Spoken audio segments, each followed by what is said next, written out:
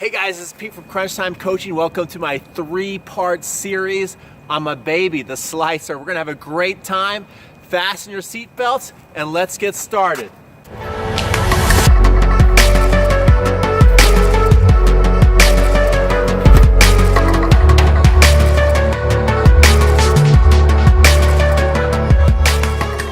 Alright guys, if you don't know me, my name is Peter Freeman. I am the owner of CrunchTimeCoaching.com, which is an instructional website on tennis. We've been voted top 10 in the world by Lessons.com for our YouTube channel. And today we got a 3-part series for you on how to master that nasty slice serve, which is my favorite thing to teach, by the way. As a lefty, some people say I have an unfair advantage, but guess what? The slice serve did not come easy to me. In fact, when I first started to learn how to hit a slice, I would miss for over a month. I went way wide. I was serving on the deuce court, and I'd hit way into the curtain on indoor courts some even went over that curtain to the other people's courts. It was totally embarrassing. So I did work hard at this serve. I did not have an unfair advantage, and I'm gonna teach you how to do it. So in video 1, what we're gonna do today is just teach you how to get that nasty feeling of slice on the ball. We're not concerned at all with if the ball goes in or out, okay? Please get rid of that in your head. Don't worry about in or out, because in video 2, we're gonna teach you how to get control over that slice serve. And then in video 3, we're gonna show you the 5 hot spots that you wanna start putting your serve into that's gonna make people totally like off balance the whole time. You can make them off balance just with the slice serve. Plus, we're gonna give you an introductory training to the kick serve if you wanna have that fire and ice, right? It's so good to be able to have that slice and the kick. So definitely follow us through all 3 of these videos. Let's get started. The first thing we wanna do is just get that feeling of getting spin on the ball. So we've got 3 types of serves. You've got a kick serve, you've got a flat serve, and then you got a slice serve. And for so many people who start out with, they start hitting flat because they start with that frying pan grip. And so when they go to hit, they can even hit a pretty hard first serve, right? And I'm gonna miss a lot of these because it's hard to hit flat like that. Look at that. Then I finally made that one went in.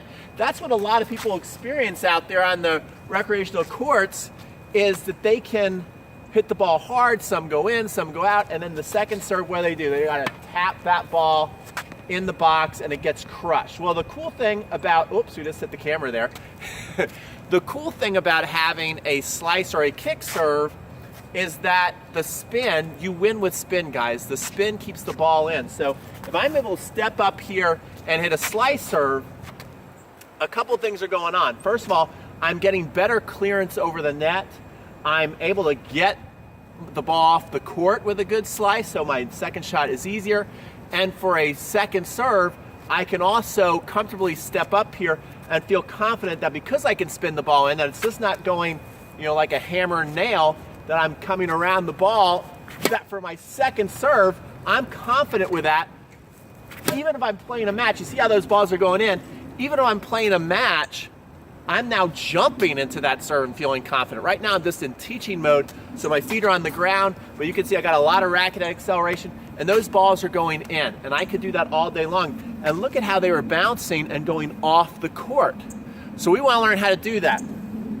So today I'm going to teach you, is actually one of my favorite videos I've ever done, the skipping the rocks drill, to where when you were a kid, you remember how you used to go out to the lake, to the river, and skip rocks. So this is a rock right here, and you'd get down low and you bend your legs real low, and you try and skip that ball off the river, off the lake.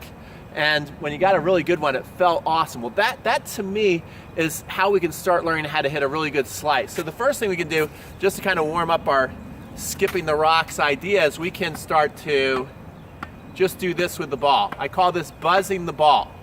Now this is not gonna be enough to really make it skip, to really get it going, but what you're doing here is you're putting underspin on the ball. The slice is basically underspin, and the kick is topspin. So if I'm hitting this right here and I'm playing a match and I'm going like that, that's kind of like the skipping the rocks thing. I'm putting extreme slice or underspin on the ball.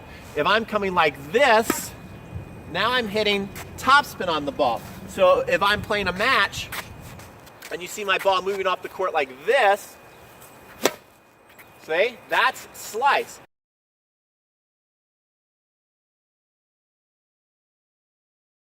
If you see the ball kind of do the opposite, that was kick. Okay, slice, topspin. And so the skipping the rocks drill, what you want to do is you need that continental grip, first of all. You need the continental grip. And you want to really cuff that wrist back. That's the big thing. It's kind of like in tennis, a lot of people right now, they're making videos on the forehand, and they talk about this wrist lag to really get topspin.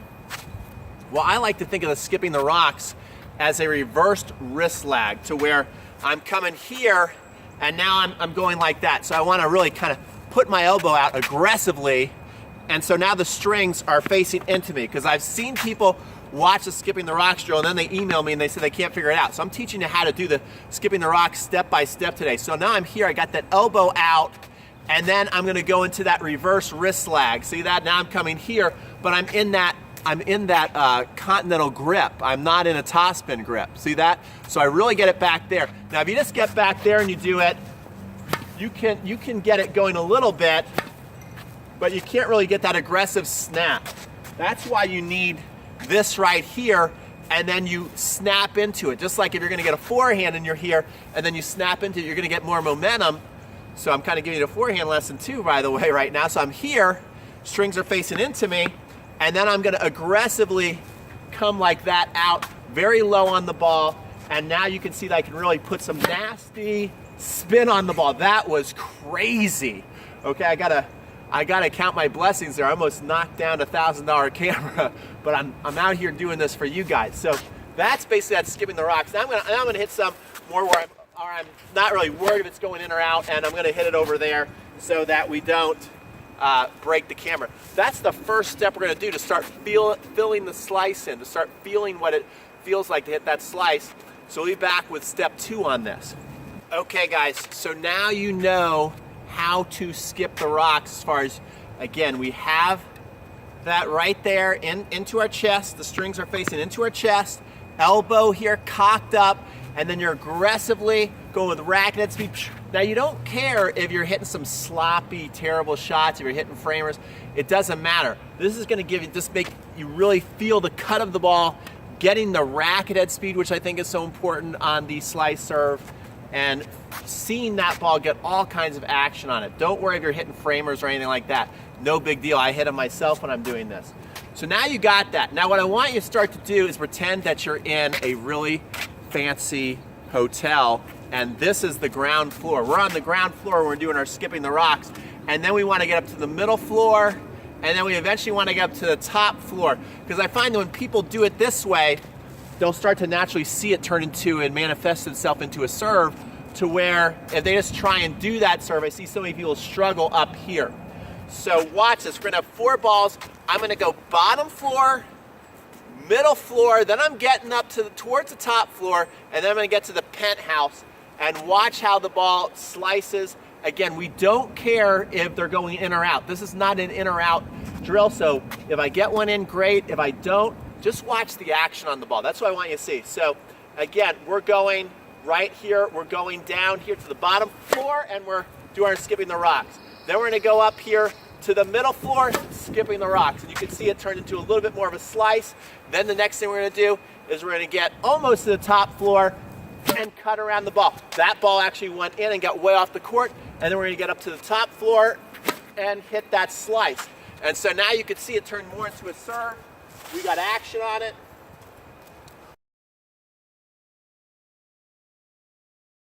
Once you get up to the top floor and you feel comfortable with it, then you just start letting them ride. Just start hitting that slicer over and over and over and over again. Oh my gosh, those were so good. 3 for 3.